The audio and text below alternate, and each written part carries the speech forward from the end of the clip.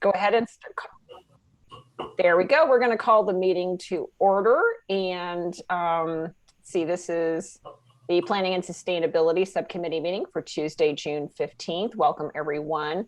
And may we have communications? Is there, I don't think I have any reason to discuss communications with myself. So I might just go ahead and move on to public comment, which is members of the public may comment on any item that is not on this agenda. Attendees will be muted until they are called upon for public comment. To make a public comment, use the raised hand icon on your smart device or desktop computer, or dial *9 if you are using just your telephone. Please listen carefully for the chair or address you by name or by your phone number. And for the audible Zoom notification that you've been unmuted. Once you begin your public comment, your 3 minutes will begin. Is there anyone here who would like to address the subcommittee on an item not on today's agenda? Do we see anyone, Irene? No, Chair, no hands are raised. Okay, great. And with that, let's see, do we have our second voting member present yet? If not, we'll move minutes to another section. Current items for discussion, apparently not. And or are we going to go ahead and do, where are we going to have Jason address the subcommittee, Kevin? I was going to ask if item H. Yes, sorry. Yeah, let's move 6H to the front of the pack if possible. Absolutely. All right. We'll go ahead and cover standing items, and we're going to drop down to item H and welcome Jason Lyles of Senator Mike McGuire's office. I was kind of interested where the new dog park location is, though, so maybe I'll stick around for that one. You might just have to stick around. That's fine. Tell us. You know, Senator McGuire's mother lives up there, and so anything that happens in Cloverdale, I'm supposed to pay very close attention to take care of. Absolutely.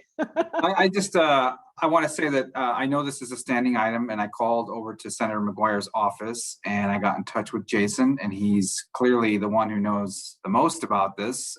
So he gave me a rundown. I wrote it all down feverishly, but then I just asked him if he'd come on and give us a quick update, and he agreed to it. So I appreciate that, Jason. And well, one of the things I wanted to find out, well, we have Jason, is that I couldn't remember if we had, I believe we sent a letter in support of SB 69. Is that correct, Kevin?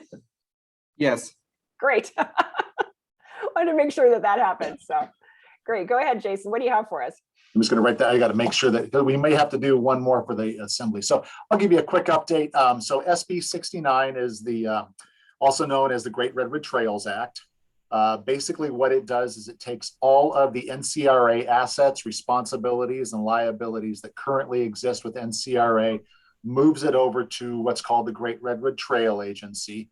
And it will take care of everything. The final transition should be no later than July 1st, 2022. So that basically means everything that is now NCRA's becomes the Great Redwood Trail Agencies with an entirely new mission and an entirely new board.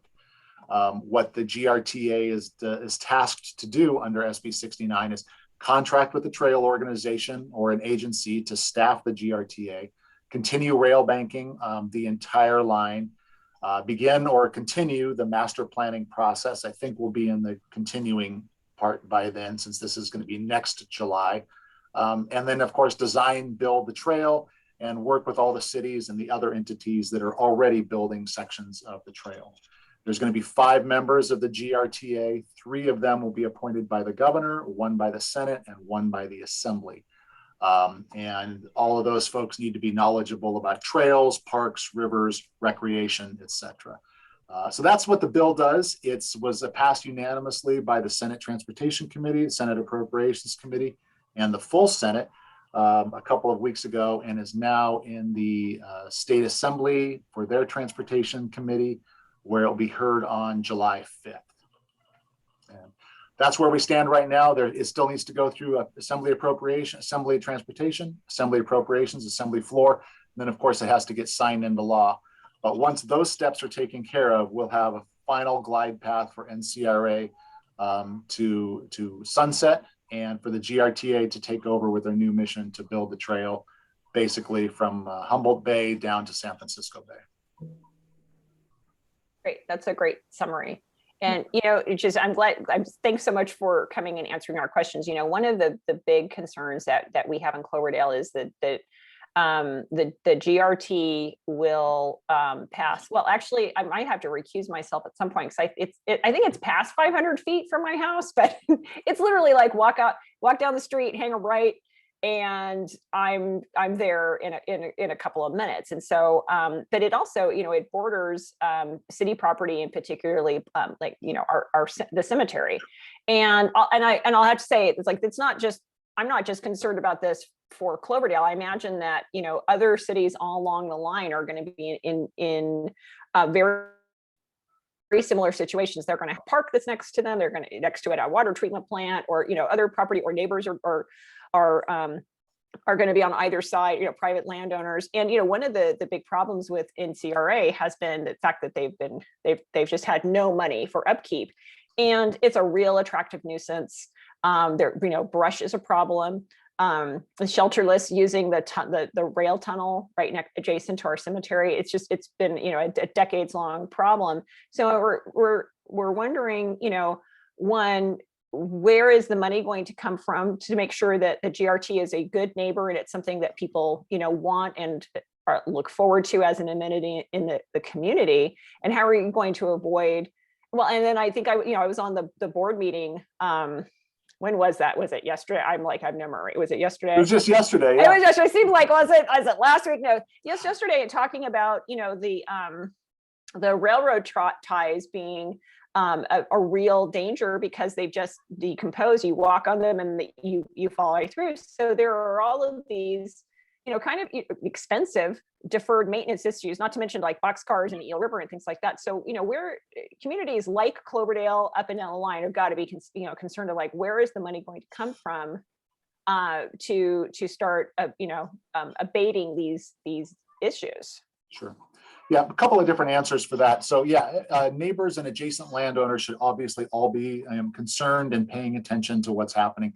There will be a very lengthy master planning process with many, many community meetings.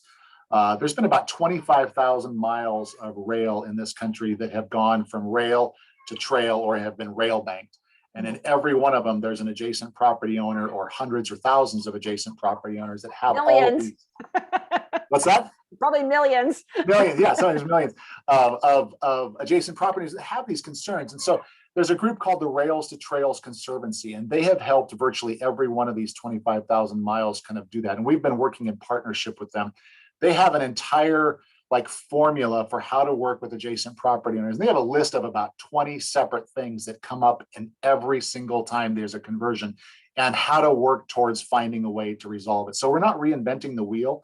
We're going to be working with them and with others, people who have been doing this for years and years, and in trying to find a way. But of course, if it's a new thing and it's relatively new to California, the Rails to Trails Conservancy hasn't done much here, and there hasn't been much rail banking. So we're really relying on the work that others have done across the country for this thing. But they will be extremely thorough. There'll be plenty of engagement with local communities and adjacent property owners on every one of these things, from graffiti to homelessness to fires. In our special case, marijuana grows. I mean, there's all kinds of issues that definitely need to be resolved long before the construction actually starts. I mean, you're a city council member, you know how hard it is to build something in the city of Cloverdale, and the environmental process and everything else you have to do. The same thing will apply with the Great Redwood Trail at every step. To your second part of the question, I think is extremely germane about the funding. First of all, let's just admit it. NCRA until the last couple of years has been a complete mess, a hot mess, as Senator McGuire has always said. They did not get the funding. They did not treat the railway right. There was a lot of issues that they've had over the years, and they've never had the ability to properly take care of it. There is no funding for trains. There just simply isn't for freight rail in a corridor that can't support freight rail. There has never been money for it, and there never will be money for it. There is, however, plenty of money for trails. As you can see by the unanimous votes from the California State Legislature and all the support from the state, there are a lot of people very, very excited about this trail. It'll be the longest rail trail conversion in the entire country.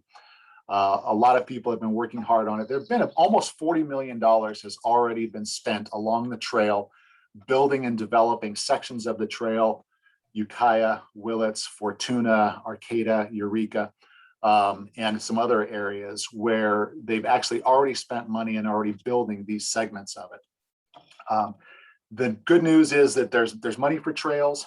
There's probably going to be a lot more money for trails after the next couple of weeks.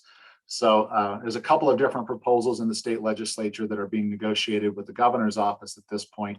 One of them is called a resiliency package, which basically is take the old parks and climate resiliency bond mechanism that was going to be on the 2022 ballot, which had $3.5 billion worth of grant programs in it, and put it into a funding, an annual funding mechanism. So that it would actually be, instead of a bond that goes over 20 years, it would actually be in 1 year's budget because of the budget surplus right now.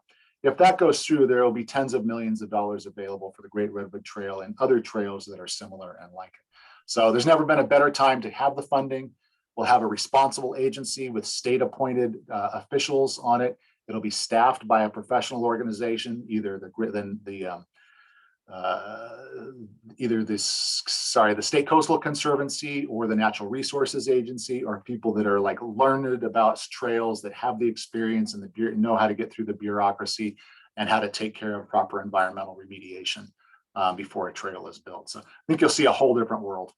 Yeah, that sounds great. Jason, what will happen to NCRA after? Because I mean, this is kind of a minor thing, but they do kind of owe us some money, but you know. What do they owe you for? Well, we did a big cleanup of the railroad tracks from First Street all the way down, and it was a lot of staff time and dumpsters and things like that. We knew we weren't going to get the money back, but I don't know. Have you submitted a bill to them? Yeah, we did. You want to send it to me? Yeah, it was a couple years ago. Okay. It's okay. No, I'll take a look. Look, we're trying to settle all debts. I mean, one of the things that we're trying to be responsible about is resolving all debts. Senator McGuire was able to get $10.8 million into the fiscal year 2021 budget to actually resolve significant debts to the federal government, to the state government, to a lot of these different parties. Most of that has been spent already. They owned $500,000 to one employee, to a contract employee, the engineer that hadn't been paid for like 8 years, one to their lawyer, things like that. So there's still some outstanding debts that we are trying to resolve. And if that's not part of the package that's already been counted by the state, when the state did a 2-year audit of all of NCRA's debts and then kind of assigned a pay period to getting them taken care of. So if it's not in that package, I'll see what we can do to get it into that package. Okay, thank you. I appreciate that. But to answer your question, they will completely go away on the date that it transfers over to the GRTA. Which is July of 2022. Yep. So is that this decision that's going to go before the NCRA board, Jason? Is what decision? The list of paying the debts. Oh, they've already agreed. Yeah. They've already agreed. Okay. Yes. Oh, great. You won't have to worry about that. Yeah. By the time your next meeting comes around, so they switched to quarterly meetings. So let's say Councilwoman Bagby gets appointed on July 22nd, is it? Yes. I think you said they'll have a meeting in September and a meeting in December, and most of those decisions will be making sure that they're still following the plan that they submitted to the California Transportation Commission, et cetera. Should be fairly non-controversial items like that. Great. Yeah. I'd love to hear that. Yeah, no, it's honestly, we've replaced almost every single member of the NCRA board. It's a fantastic group of people. As you can see, they're all in sync with creating the trail. Staff has just done an amazing job of working with the rail banking attorney and kind of creating the future for it. So we have no resistance whatsoever at NCRA. They've really done a phenomenal job. They took their mission to heart from the state legislature, which was, start the Great Redwood Trail and go out of business. And they've really done a good job. Over. Yeah, fantastic. Great. Well, I have kind of one kind of technical question. If you don't know the answer, I completely understand it. So it's my understanding that SMART's taking over NCRA, and can you explain? Do you know that will their jurisdiction extend to just the train station, or will it be any portion that's north of that? At this point, it still goes all the way to the Sonoma Mendocino To the border? Yeah. Oh, okay. It will go to there. But it's still yet to be decided what the final place will be. We may not even resolve it in SB 69. There are some advantages for SMART being able to take care of that section and build the trail all the way past the station, all the way to the line. There's also some disadvantages, right? It's going to be expensive. Let's face it. There's a tunnel right there. That's a big problem. There's some other slides and things. So I think that eventually you may see that being contracted back to the NCRA to take care of that provision, everything north of the station. Right. But yet to be decided. And, and that's going to have a big impact for the community of Cloverdale, because, that First Street access, I mean, I really see that as that being one of the main gateways to the GRT from Cloverdale. I mean, you're certainly, so kind of depending on how we plan it, and we're only talking about a couple hundred yards at that point. Yeah. But, I mean, there certainly could be, a gateway to the GRT at that starts at the train station.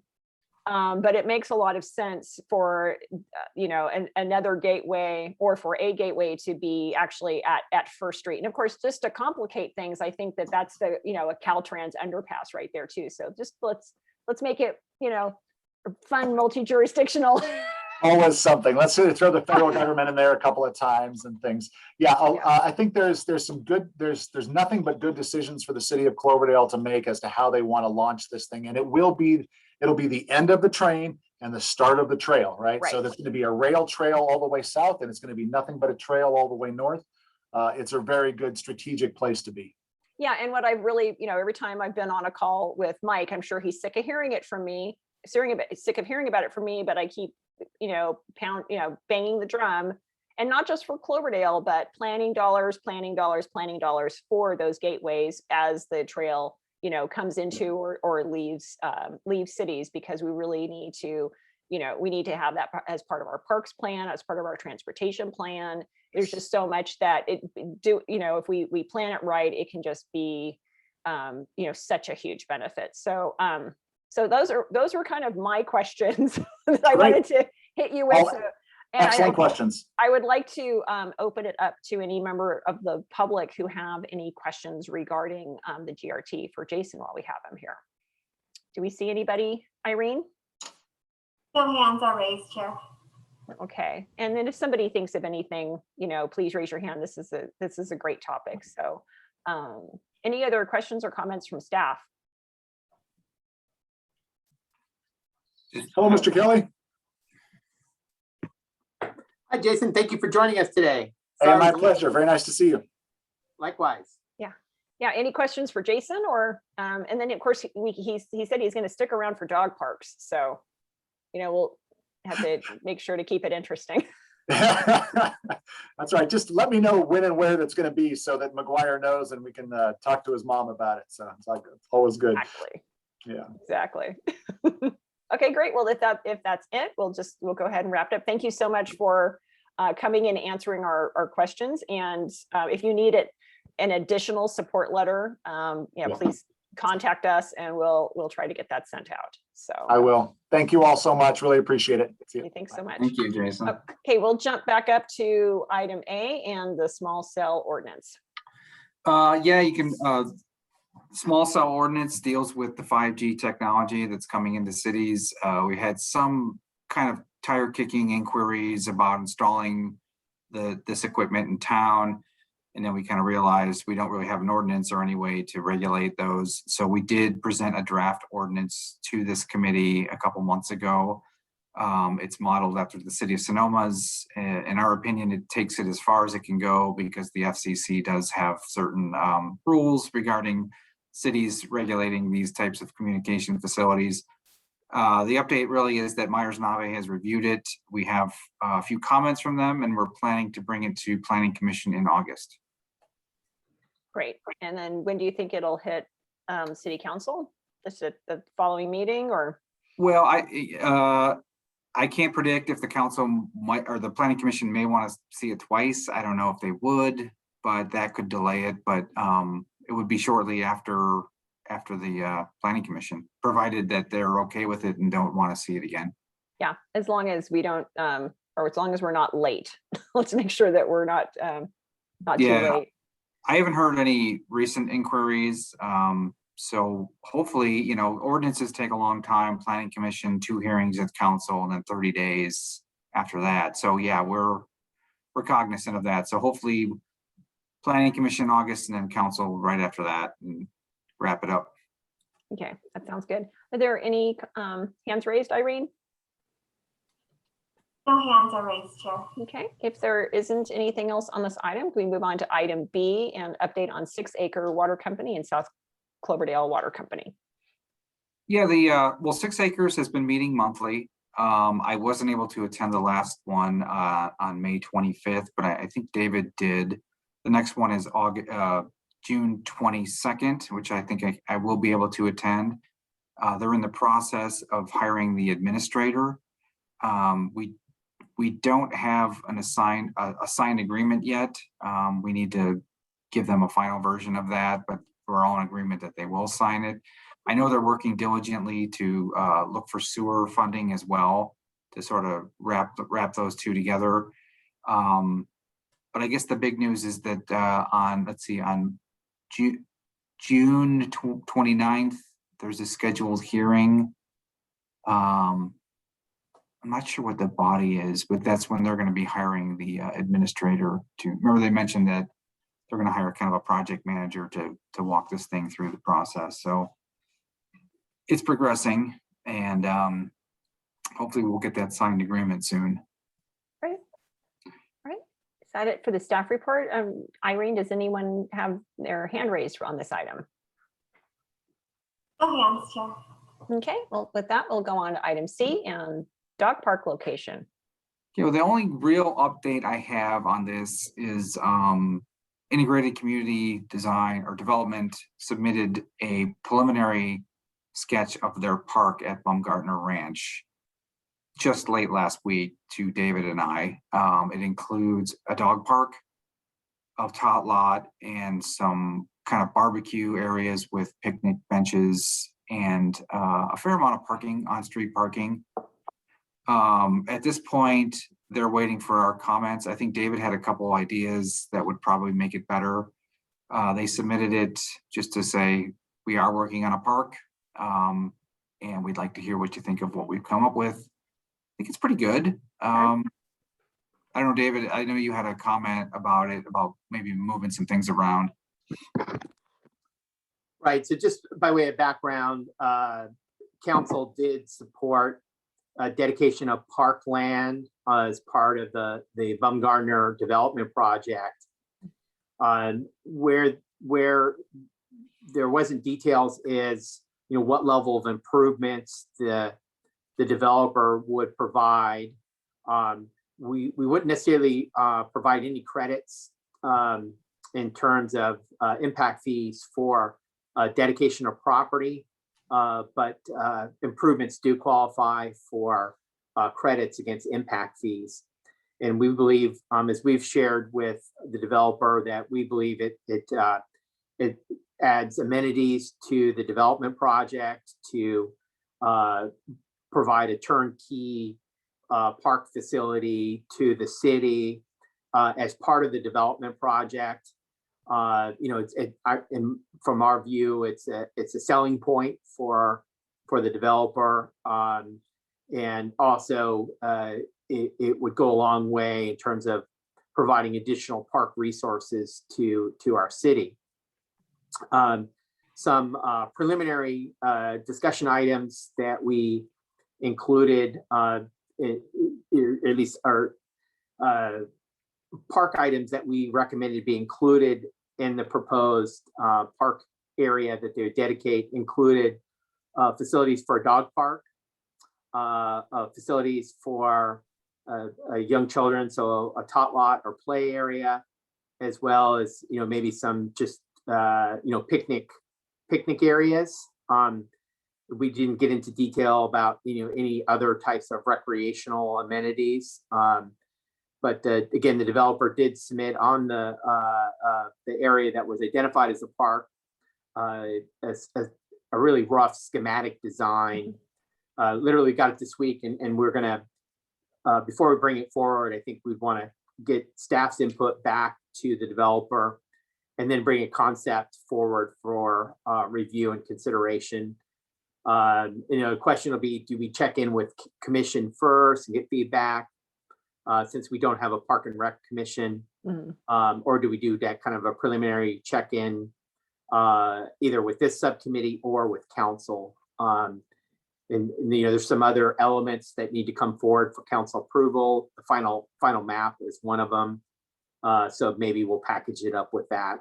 Might be an opportunity to kind of cover those two bases. But it seems like the developer is working in good faith in terms of providing a preliminary design, and there's an opportunity to maybe tie into the larger open space area that is still a question of how it's going to be managed long term, and whether the city wants to kind of take that into our park and open space, or if there's a third party nonprofit or other organization that would want to step up and be able to manage that.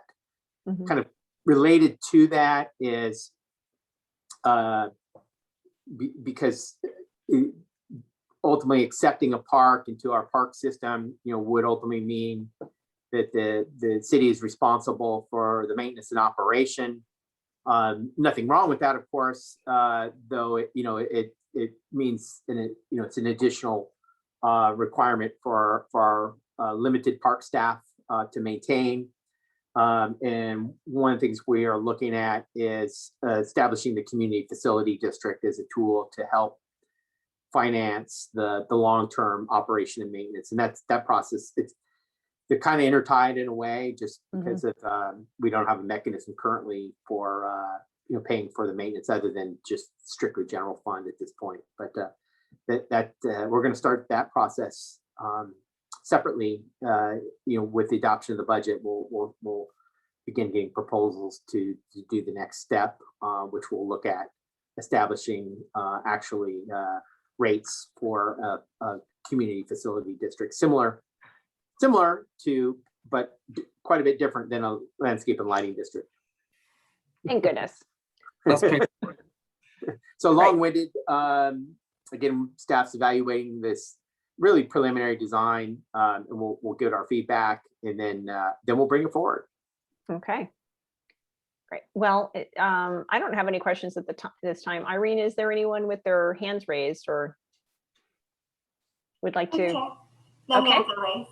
No, that was a great summary of kind of what we've got cooking. I mean, I know that there is another possible parks property that we are also in negotiations with, and so either we have two good leads, which is better than we were in this time last year. So yeah, I think we're in good shape. We'll just kind of keep plugging away. So let's go on. If there are no hands raised, no public comment, let's move on to item D, update on the community development planning log. No new projects at this time. We're looking at the one in Alexander Valley Apartments on Osty Road. We've provided them some comments that they're responding to. We're trying to really gauge the level of CEQA that it's going to require, given it's affordable housing. We did discover that there is a wetland on site. Granted, it's an isolated, not high quality wetland, but it did kind of muddy the waters, no pun intended, for our use of a CEQA exemption. Sure. So we've been consulting with Myers-Nave, and we're working through that. They may have to do more work than they thought in the beginning, and we want to just be real careful with this project and make sure that it's, well, as we do with all projects, but we just really don't want to leave an opening, given kind of the community sentiment about the project. So more to come on that. I mean, it's they are applying for the tax credits. We did sign that form, but that's, other than that, that's probably the big one we're working on right now. The tribal land on the south end is still working on their CEQA. They've completed their own sequel. We said it was okay as long as our third party checks it. So we're in the process of doing a second check on that. That will be coming forward. That's annexation and subdivision. So Cherry Creek Village is under construction. What I can really say about that is that the building inspector said it's a really good contractor and they're doing a good job, which is great to hear. Oh, that's great news. Yeah. Yeah. I like hearing that kind of feedback. Yeah, no, it's, and from Mark Harris, he's been around a while. He Right. knows a good one. He knows a good one and a bad one. Believe That's me. right. So, and he No, lets us know. praise from Mark is rare, so that's nice to hear. Yeah. Okay. And then of course, Baumgartner still needs the final map, and that's about it. I mean, there's some projects that have been kind of out there looming that don't seem to be moving, but I don't know, David, did I forget something or? Sounds like No, those I are just- the active projects. Yeah. Yeah, I think Okay. those are the active projects. Well, I mean, with the exception of the other effort that you are working on for the update of the downtown commercial zoning district and TOD zoning district is part of a comprehensive update of our zoning. And with regards to that, they've outlined as part of their scope of work, conducting community workshops, and some of that's been done with discussion at the planning commission. But what we'd like to do is for the council meeting on July 14th is do a joint city council planning commission workshop. Oh, great. With a legal update from Myers Nave on housing related to all the housing laws that were passed. I think back in 2018, there was quite a slew of legislation that was passed by the state legislature and governor that has quite an impact on how we process housing development projects, and it also relates to why we are in part undertaking this effort to update our downtown zoning and TOD. Besides the fact that there's a lot of things that I think in the zoning ordinance that really reflect maybe a different place and a different time that we may want to look at if we really want to support mixed use development concepts. For example, why does a coffee shop have to get a use permit? Doesn't seem like that is where the council is from a land use perspective. Right. So we think that the dual presentation. Well, it's not consistent with form-based code, which is what we were shooting for. So, right. Yeah. Is that dual workshop and they seem to tie together and work together. So it kind of ties into these planning log items that are going to be coming down the pipeline and is going to be before our planning commission and council. And I think it would be a good idea to have that background and that legal perspective. Yeah, no, that sounds good. I think that there's a lot of 2018 was a huge year in housing. It was legislation wise, and I think that there's a disconnect between how much control we actually have and what our exposure can be if we're not if we're trying to stand in the way of certain kinds of development. It's that we're just we're opening ourselves up to lawsuits if we don't kind of have that house in order. And I think there needs to be a better general understanding of what we have control over, what we really just don't have control over, and then what's also beneficial for the business climate and our tax base, so that we can maintain our systems and provide services to folks. So that was a great update, because it's kind of the same things are sort of circling and waiting to land. So I know we'll probably get some more longer updates when we're a little farther out of COVID. So at this time, any public comments or hands raised for an update on the current projects, update on the community development planning log? I do not see any hands, Chair. Okay.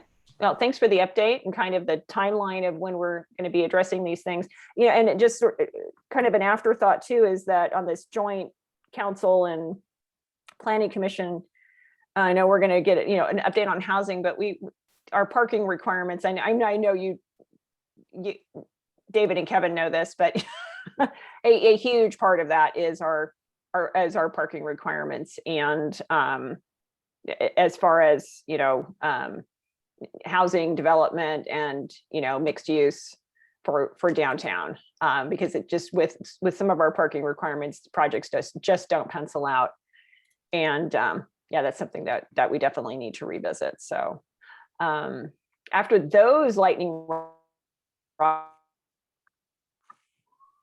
is there anybody with their hands raised? I'm not seeing any, so let's go ahead and move on to item E. Are we on E? Review climate change and sustainability projects technologies. Yeah, probably the big thing that's happening here is the PG&E turnkey program that we've been working on. And next Wednesday at the council, we'll be asking you to adopt a resolution that authorizes David to enter into the master agreement. And it does the 4217 non-competitive bid requirement public hearing. So once that occurs, then PG&E will move along with the industrial grade audit. And I don't think PG&E actually does that. They sub that out to someone else.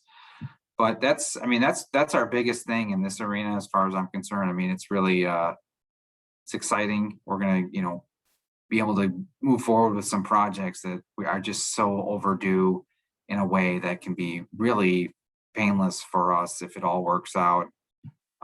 So that's our big one under this item. Yeah, the timing's really fortuitous. Any members of the public with their hands raised? Good. Okay. I guess. Oh, and the big topic of the day, item F, update on RENA. What do you have? The RENA numbers aren't completely settled yet, but we do know that I can report that our housing element RFP is out there. We got a list of consultants that was longer than my arm that we emailed it to, and hopefully we'll get at least a few who are interested. The closing date is June 23rd, so we're July 23rd. Sorry, I gave them a little more time. I know we're yeah. I gave more time just because I just wanted to not scare them off, and so that's out there, and hopefully we get some good consultants. So we really have some big planning efforts going with the local hazard mitigation plan, the update of the safety element, the downtown TOD zoning update, and now the housing element. So that's a lot. It's cool. It's exciting. I mean, it's I know we were okay with our current numbers, but I guess there's been a little bit of a controversy regarding next year's numbers. I tried to, yeah, go ahead, sorry. I know that I happened to run into our ABAG rep in Santa Rosa today, and she said that for not this year's, but the following year's numbers, she did vote against them. And David Rabbit did the same thing at MTC. So yeah, they're sounding the alarm for not this year's numbers, but it's the following round. They're not happy with the numbers that Sonoma County has been handed. So yeah, I mean, it's kind of the same dance every time. They have tightened it up and made it more restrictive. If you're unable to meet your numbers, requiring more zoning changes and other drastic steps. If you keep identifying the same parcel over and over again for a certain number, and if that number doesn't come in as a development, then those numbers have to be shifted to a different parcel. Everything I've heard, none of it really is startling to me, or it doesn't seem like it's going to affect us too much. We did a great job in our arena last time, and we'll report out on that at our annual housing report. We've hit our numbers except for the moderate, which nobody does because there's no money for moderate. Right. The only way you get moderate is a giant subdivision and they want to do inclusionary housing. And then you get some moderate that way is typically the way that happens. But, you know, I've heard stories we're going to be upset and all that, but you know, I'm not too worried about it. We'll burn the bridge when we get to it. Irene, are there any members of the public who would like to comment on this item? Yes, we do have one hand raised from Debbie. Oh, great. Hi, Debbie. Come on in. Hi, how you guys doing? Great. So I guess I'm trying to get a feel for my facility needs assessment, basically is why I'm asking any questions at all. So I see that we are doing great on our housing report that we submitted this year on our numbers. And with the development of the Cherry Creek division, then it seems pretty clear that we're going to come very close to meeting our low and our very low income housing needs, right? Are you? Yeah. Okay. Yeah. And now I just heard the reason why we're not doing that great on the moderate, which really is our area that we need housing the most. And I'm just asking, has there been any bites on developments for the moderate, or is the downtown area being proposed as moderate housing? What's the scope on that? Well, I mean, if you want to meet those categories, there's a lot of strings for the developer. It's not just to say, okay, this is a smaller house, so it's going to be kind of what they call, you know, affordable by design. And they have to enter into agreements that run with the property for a long time that say this will only be rented or sold at a certain price. Mhm. And they do that for reasons like a local ordinance that requires it or some other reason. The reason there's a lot of low income is there's a lot of these tax credits out there, and the state and the federal government are just putting tons of money into it. So it's really a lot of money, but there's no money that I'm aware of at the state or federal level put into moderate housing. So there's not a lot of motivation for them. Again, if for example, Baumgartner was 100% affordable or market rate housing, like single family houses, there would be a large percentage required to be affordable. And we give the developer the option of which category, and that's typically where they pick moderate. I don't know if I'm answering your question, but it just doesn't, yeah, David, I don't know if you have anything to add, but my experience has been there's just not a lot of moderate. And Kevin, I guess, you know, specific to the Baumgartner project, while a fairly larger allocation of those units are, you know, considered, you know, one of the affordable categories, there are market rate units in that proposed development, assuming, well, council did approve the tentative map. So those market rates units will be considered probably above moderate income, is my assumption, just based on there won't be any affordability restrictions on those particular single family units, and it might even align with our RENA numbers for the number of houses that were approved. Yeah, Debbie, I don't know if you're just looking for kind of a projection of the number of units that are going to be built to support your facility. Right. Yeah. I mean, the moderate is just it's like an affordable housing term that just kind of sets the price for rent or for sale. That would be, you know, on the deed and carried through a long period of time. So I don't know if that's, I guess, Kevin, maybe you can just help me understand this part. From my understanding of the readings that I've done so far, it's like 71 of the units are above the median household income of, what is it called? Above moderate income? Does that sound about right? There's 71 affordable units in the Baumgartner project. So those and the rest are just whatever he can get. So we call that They're just their market rate. Yeah, their market rate. Okay. Yeah.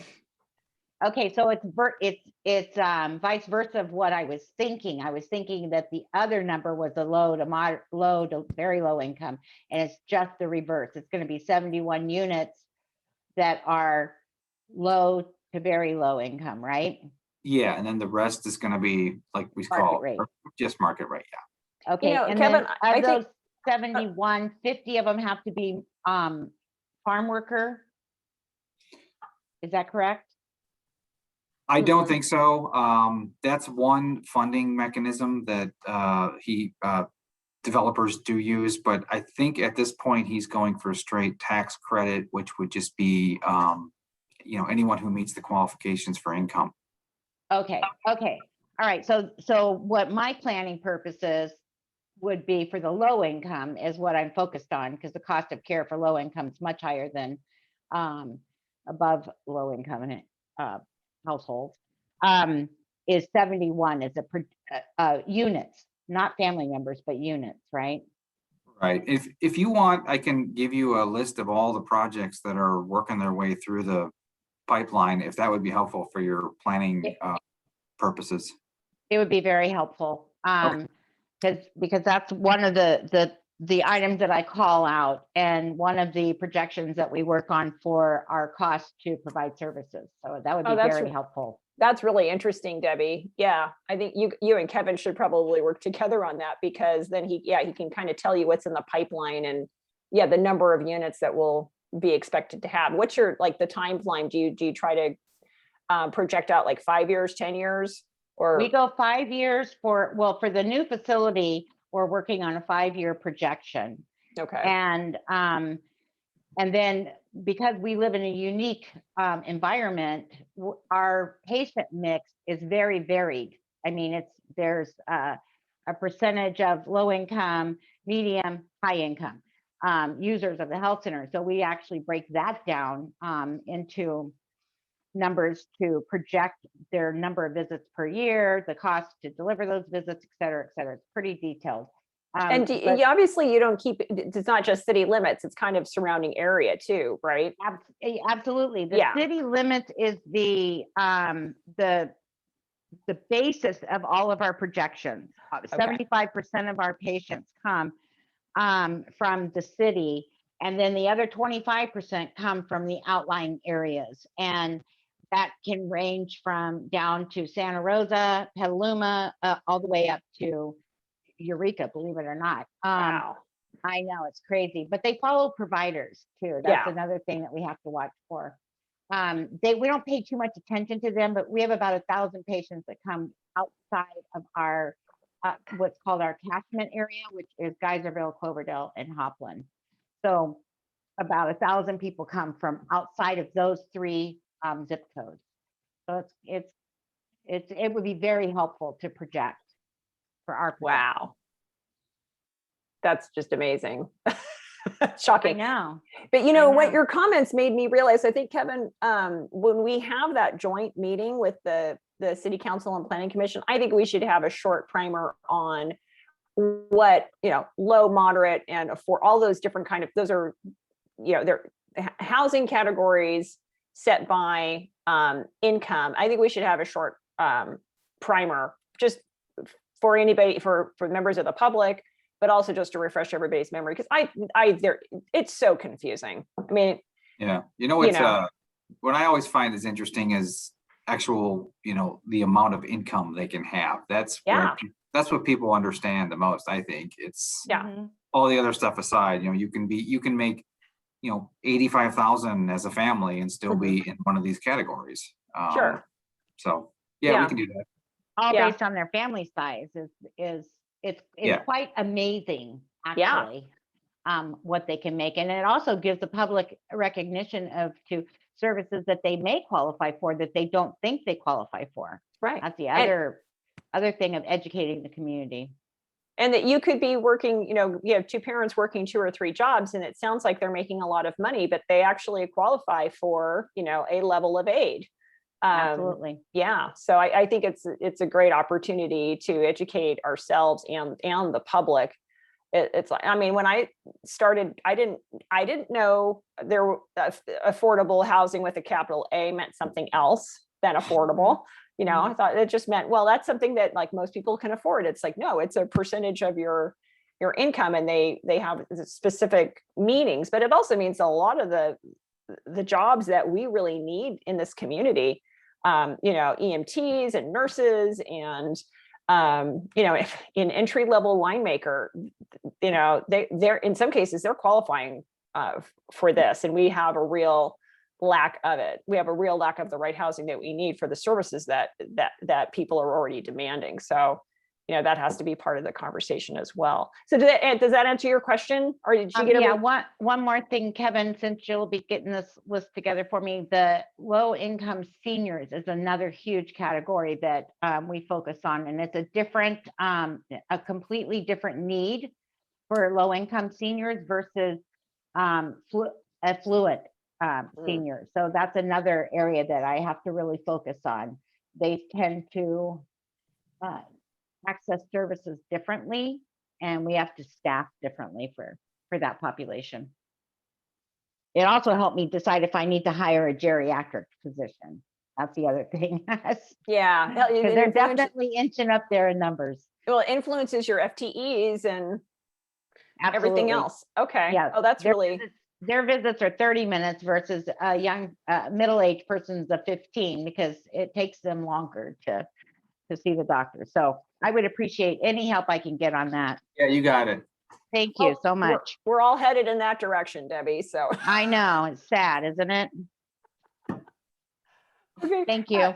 Thank you. Are there any other hands raised, Irene? No other hands, Chair. Okay. So let's go on to item G, and that's going to be the polystyrene ordinance.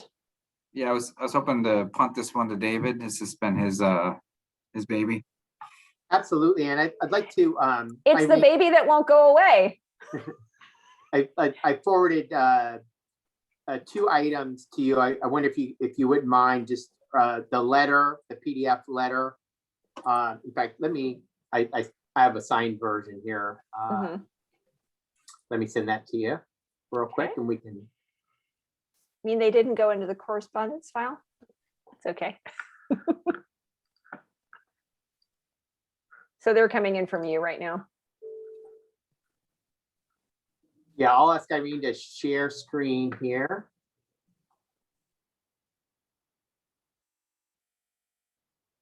Oops. 1 second.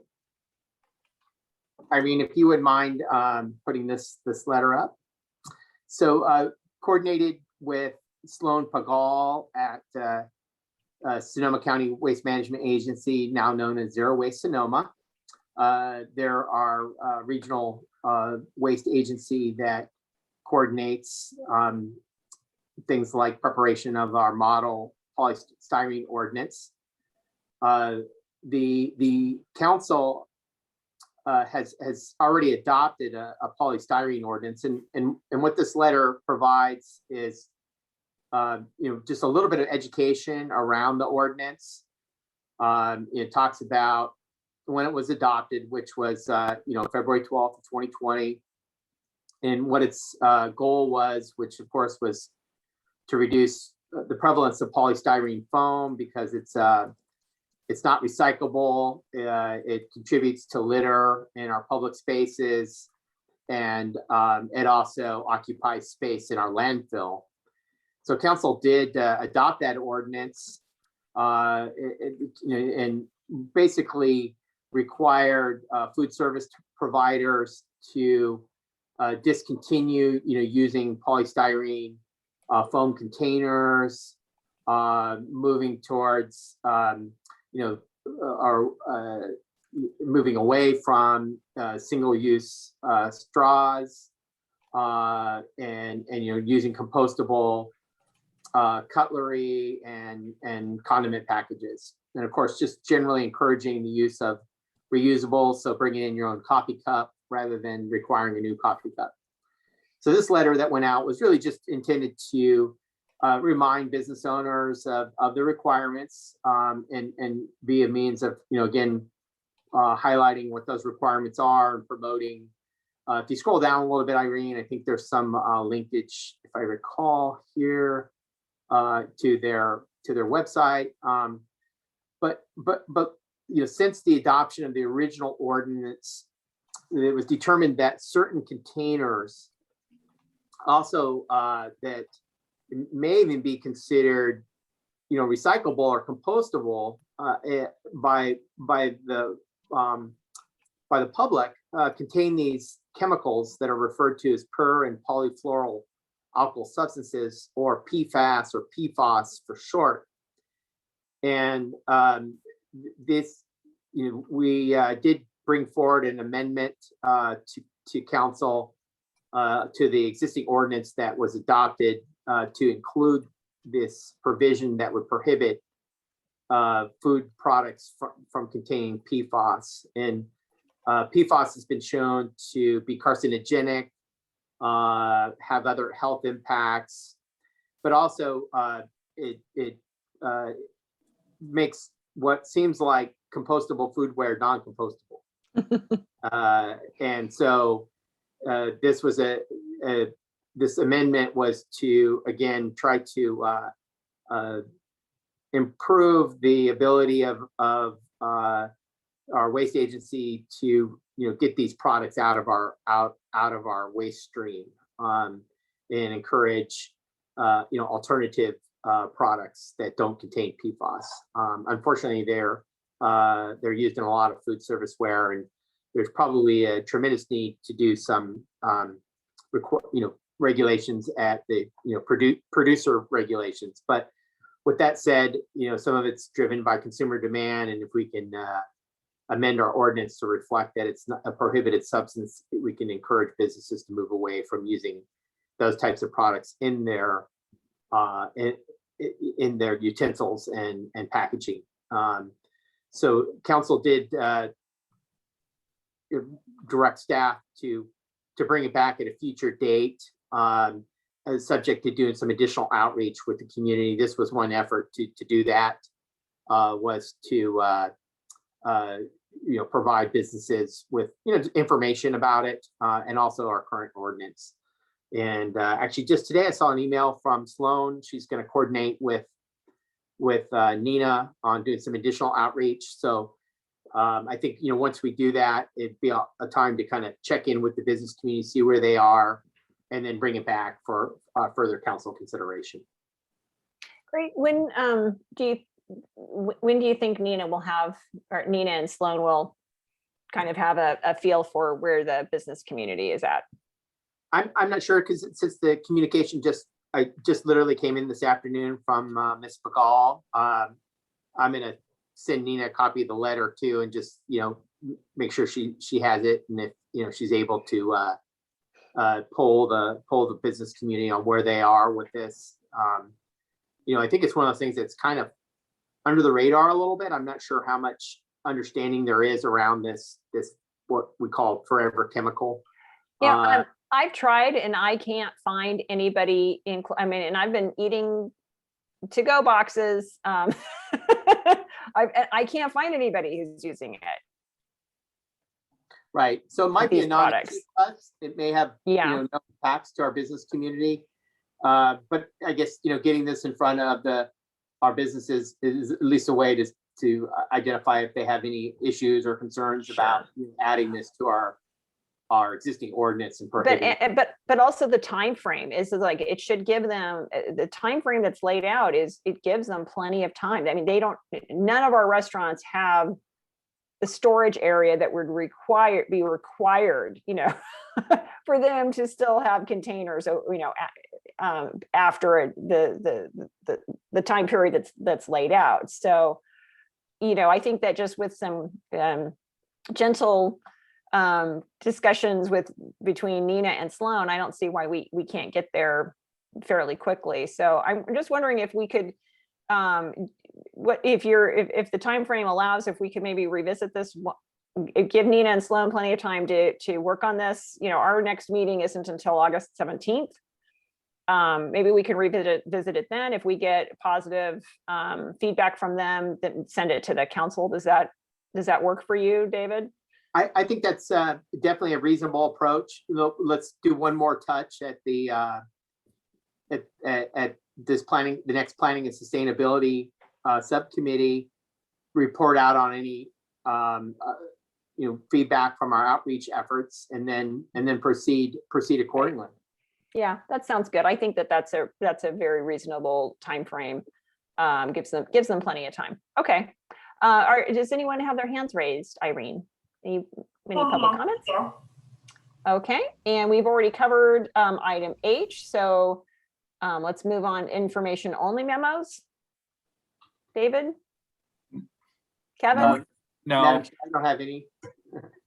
Before I get too far ahead of myself though, David, you were, I'm sure, doing something incredibly important when you were a few minutes late for the meeting. We do need to go back to the minutes and approval of the minutes from April 20th. Do you have a chance to look those over?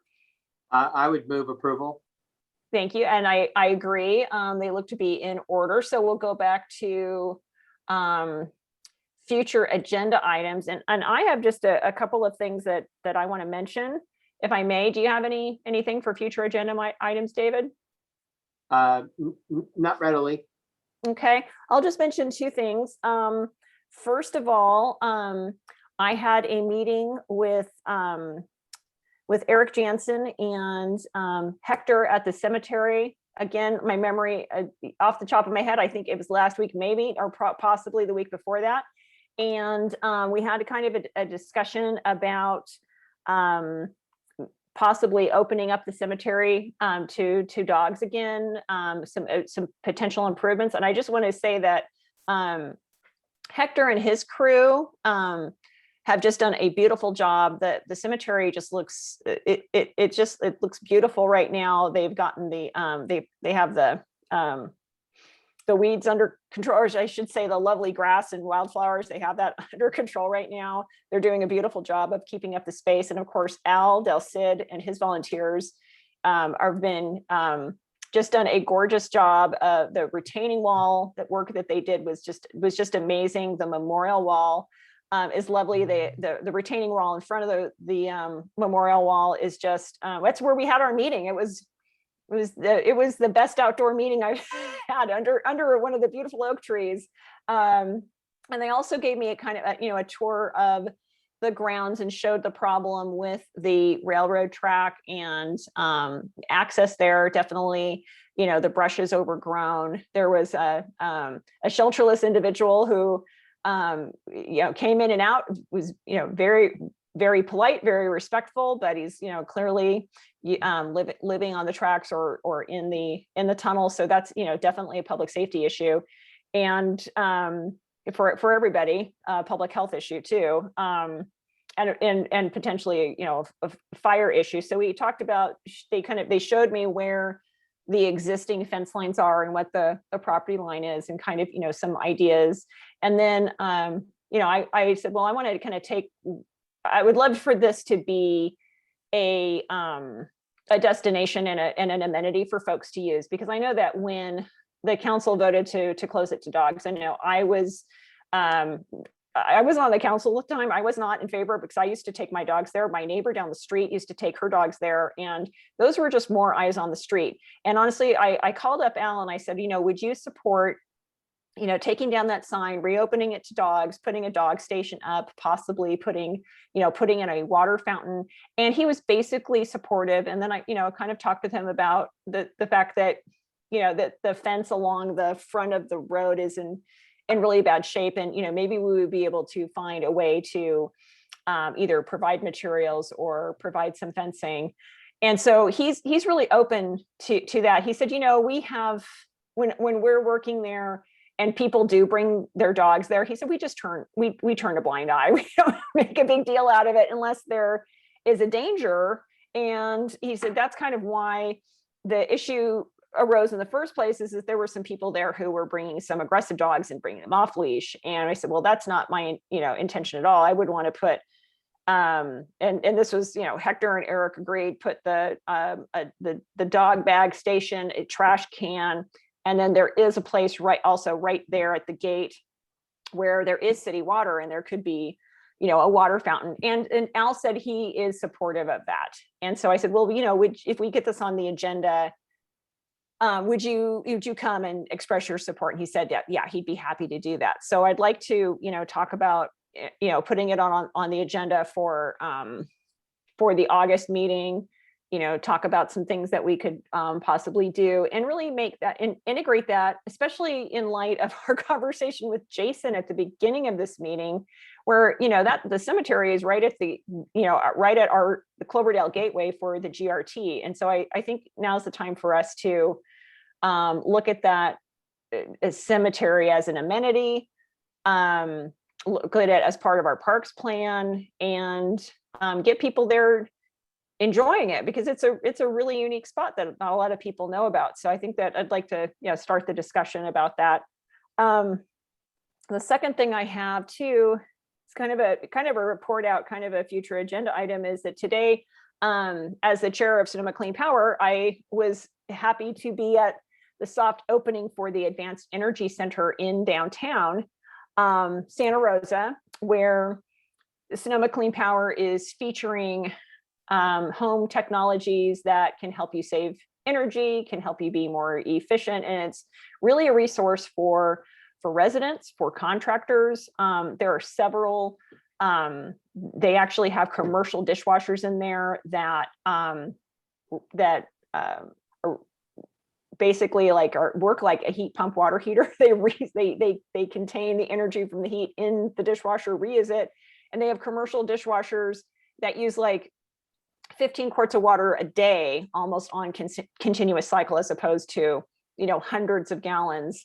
So I think that for, our local restaurants, especially in drought, and our local wineries, is just a huge resource. So I'd like to either schedule them, bless you, schedule them, to either give a presentation or schedule a tour for the council. And also CEO Jeff Cyphers did offer the classroom down there for local meetings if we ever need to have either policy discussions or council retreats or things like that. There is a classroom that we'll be able to use, because they want people to come and use their facility, and as part of it, get a tour of the resources that Sonoma Clean Power has to offer, as well as all of the rebates and other opportunities that they offer. So I'd like to put that on this subcommittee's radar as something that we need to help promote and get information out to the public about. So those are kind of my two future agenda items. I'm not exactly sure what form the Advanced Energy Center can take, but we need to keep it in mind if we need to, organize a field trip, if we need to have them come and give us or the council a presentation on the Advanced Energy Center. Let's think about that at a future meeting. Anything else for under future items? Any members of the public have their hand raised? No hands are raised, Chair. I'm good. Okay. Still don't know what pending items. I'm working on that. Don't know what that is. Any items for good of the order? If seeing none, no hands raised. And with that, we will adjourn to our next scheduled meeting of August 17th at 4 p.m. Thank you to staff and attendees for your input and for everybody's hard work making Cloverdale a great place to live. So everybody go out and stay safe in the next couple of days in our triple-digit heat. Stay cool. And we'll see you at our next meeting. Thank you, Madam Chair. Thank you. All right. Have a good evening. Bye-bye.